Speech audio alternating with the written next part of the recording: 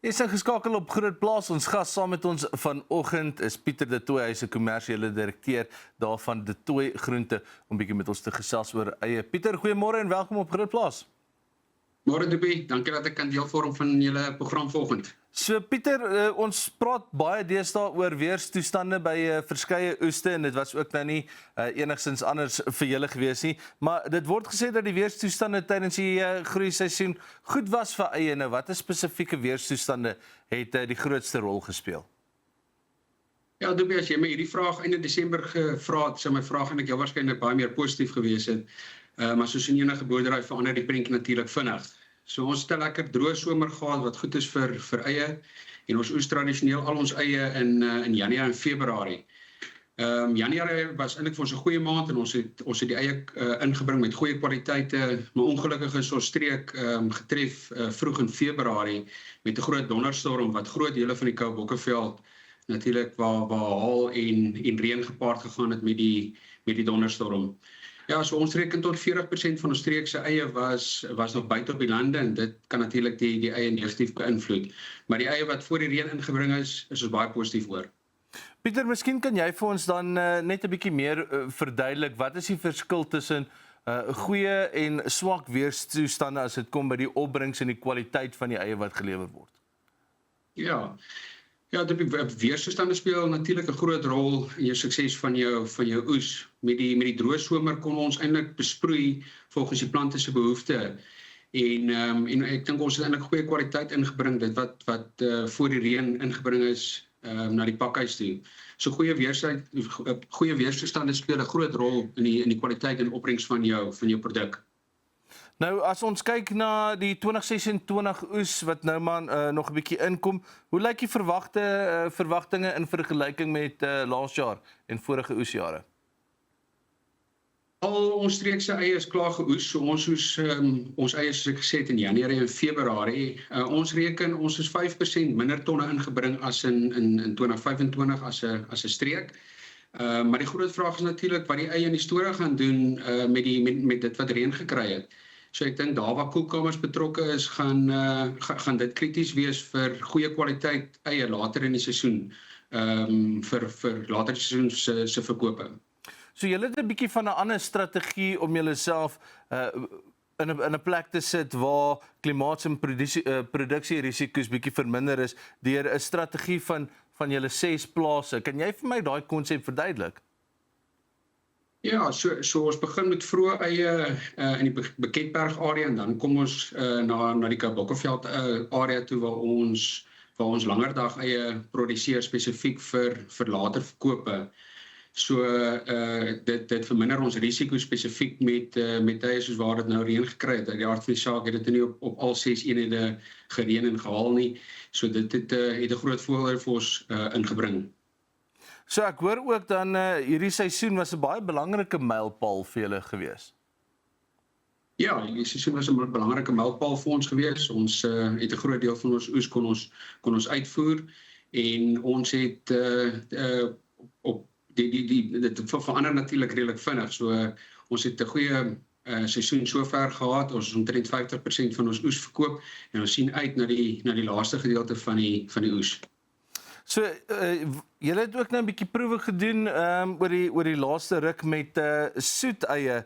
Wat het julle geleer uit hierdie jarelang proewe as dit kom by soet eie? Ja, so soet eie is vir ons iets niks. Soet eie aard baie goed in ons streek. Dis 'n heeltemal 'n ander tipe ei. Dit word gebruik vir slaaie en soos hulle in Engels sê, sy pungency is natuurlik baie minder. So wat opbrengs aan betref is dit baie dieselfde as wat ons met ons normale breineie kry. Maar tans is die mark eintlik redelik klein in Suid-Afrika, maar in die buiteland, veral in die suide van Europa, is daar redelik 'n groot aanvraag vir soet eie. So ons is eintlik baie opgewonde oor die produklyn. So hoekom is daar spesifiek dan nou so sterk aanvraag na soet eie, soos wat jy gesê het, Europa se kant? Ek weet die Spanjaarde het nogal 'n groot mark vir hierdie soet eie. Ja, hulle sien Suid-Afrika in 'n venster waar hulle tans nie eie kan kry nie en ons slot in na hulle voer eie in vanaf Peru en dan het Suid-Afrika 'n venster voordat hulle oorgaan na hulle eie produksie toe. So daar's so 3 maande van die jaar waar hulle eintlik glad nie soeteie kan land spesifiek in Spanje nie en dis waar Suid-Afrika 'n groot geleentheid gesien het. So net so voordat ons na die breek toe gaan, dink jy dat die potensieel vir soeteie in Suid-Afrikaanse mark is een wat sal groei? Ek dink so Dobie, ek dink wêreldwyd groei soeteie verbruik baie. In Spanje is die soeteie verbruik al amper 30% en in Amerika verkoop hulle amper 50% van alle eie is soeteie. So ons reken soeteie gaan definitief groei in Suid-Afrika ook. Die verkope laas jaar teenoor verjaar kan ons al sien klaar dat daar 'n goeie groei in ons verkope is. Pieter, ons is nou weer terug met jou, Pieter De Tooy, ons gas vandag. Hy is die kommersiële direkteur daarvan De Tooy Groente om te gesels oor eie. Nou eers tyd vir die Grootplaas kalender.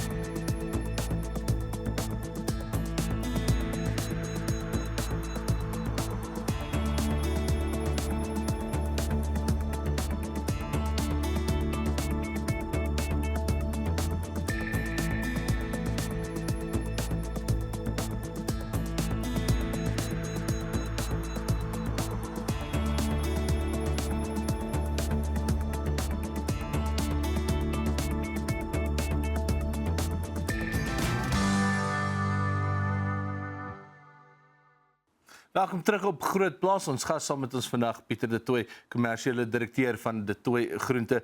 Pieter, so wanneer produsente 'n groter en 'n beter oes verwag, watter uitdagings kan steeds tydens die oes en veral die bemarkingsfase opduik? Ja, dankie Dobie.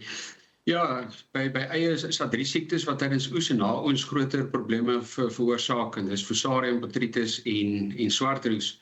En veral tydens die opbergingsfase kan dit 'n probleem raak. Ek dink met die warm toestande vir jaar gaan swartroes 'n groter rol in ons streek speel, maar ek dink ook dis waar koelkamers 'n groot voordeel vir ons kan inhou. So tans is al De Tooy se eie teen 1 graad onder verkoeling en ons beheer die humiditeit teen 'n maksimum van 70%. So kan ons tans die siektes onderdruk en spesifiek ook swartroes. En ek dink dit is ook waar ons later in die seisoen hopelik die voordeel kan sien. So hoe belangrik is die beplanning en bestuur op die plaas om dan maksimum voordeel uit sulke gunstige seisoene te trek soos wat ons nou gehad het? Ja, ek dink goeie beplanning is natuurlik vir enige boer en vir enige besigheid krities om suksesvol te wees. So ons het vir jare baie duidelike strategie gehad waar ons eie vinniger wou inbring. Ja, so nie net beplanning nie, jy moet ook op jou voete kan dink en jou besluite kan aanpas. So ons het die oes vinniger ingebring vir 2 redes. Ons gebruik dieselfde arbeid wat ons by ons eie oes gebruik ons ook in ons vrugteboorde. En vrugte was tot 10 dae vroeër met die warm weer.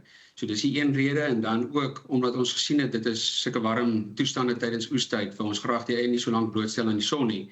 En dis die tweede rede hoekom ons die eie vinniger ingebring het. So jy het so 'n bietjie genoem oor die besproeiing en die grondbestuur, maar watter rol speel faktore soos hierdie en dan ook natuurlik die kultivaarkeuse saam met goeie weer om 'n sekere wel 'n suksesvolle eie oes te kan verseker? Ja, ek dink die akkurate besproeiing is absoluut krities, veral in 'n droë seisoen soos wat ek genoem het. So dis waar tegnologie 'n groot rol speel. So ons gebruik weekliks satellietbeelde. Ons gebruik ook dronefoto's. Ons het volgmeters wat jy op jou selfoon kan na kyk wat in jou grond aangaan. En natuurlik nou nuwe tegnologie by ons spulpunte. So met vir 'n suksesvolle oes het jy regtig goeie besproeiing nodig. Ja, nou wat kultivars aanbetref, tans produseer ons rooi eie en soos wat jy gevra het oor die soet en ons produseer ook sjalotte en ons doen oor die 20 kultivars wat ons tans mee boer. So ons Cultivars is absoluut krities vir 'n spesifieke venster. Jy kan nie al jou eie gelyk oes nie, so ons het plantvensters en oesvensters waar volgens ons werk. En so ons het 'n vroeë, middel en 'n laat slot waar ons cultivars suksesvol moet wees. En dan Pieter, as daar nou 'n groter oes is, hoe kan dit die pryse of marktoestande vir eie in Suid-Afrika beïnvloed? Ja, dis 'n goeie vraag. Ons met eie as 'n produklyn, ek dink dis een van die produklyne op die mark wat baie vinnig reageer vir 'n oor of onder aanbod, en ons het verjaar dit eintlik maar net weer gesien. Ons almal weet daar's nie 'n substituut vir eie nie, en die huisvrou het altyd eie in haar kombuinsie nodig. So ons was verjaar, het ons einde Februarie het ons nog gesien dat eie teen R60 verkoop, en binne 2 weke het die pryse spring na R100 toe vir faktore wat ek vroeër genoem het, maar ook vir ander faktore buitekant ons streek, want as nie net Ceres wat tans eie lewer aan die lokale markte nie. Nou, ek weet ook julle het gesê die uitvoere lyk goed hierdie jaar, maar hoe beïnvloed 'n korter uitvoervenster julle uitvoerstrategie?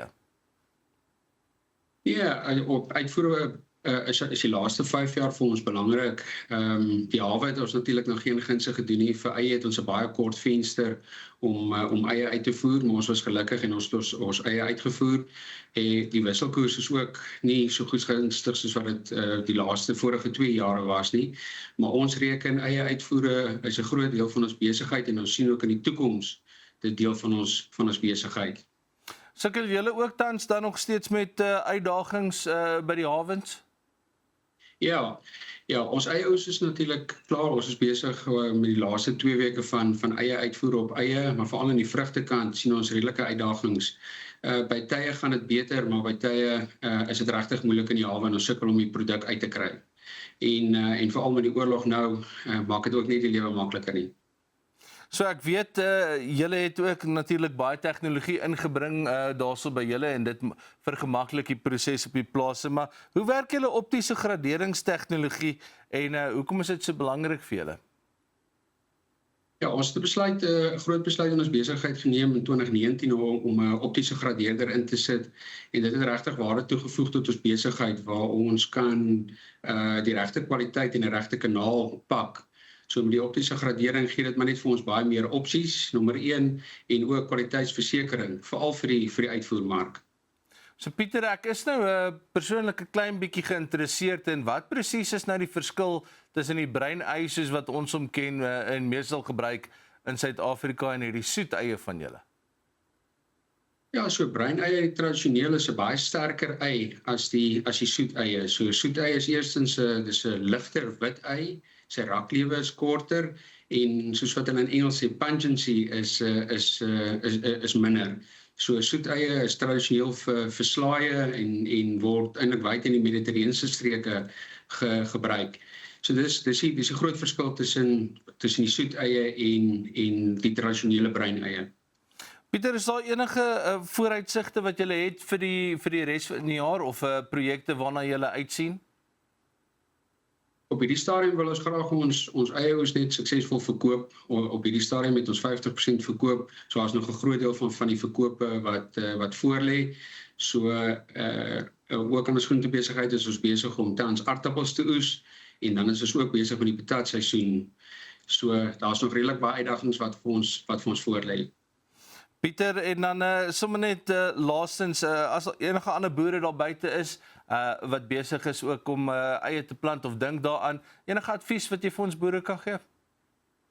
Ja, ek dink met eie, mense is altyd gefokus aan die produksiekant wat reg is. Mense wil jou tonne verbeter en jou kwaliteit verbeter, maar ek dink mense vergeet baie keer hoe belangrik die pakhuisgedeelte is. Mense kan baie vinnig geld maak of verloor in die pakhuis. So my advies sal wees is kry 'n doelgerigte paklyn vir jou wat pas by jou besigheid, en dat jy die regte kwaliteit en die regte kanaal kan pak. Pieter, ons waardeer jou tyd vanoggend baie dankie. Pieter De Tooy, die kommersiële direkteur van De Tooy Groente, om met ons te gesels oor uitwerking wat weerstoestande op eie produksie het. Dis al wat vir ons tyd het vir Groot Plaas. Ons hoop jy het lekker saam gekuier, en ons sien mekaar weer môre.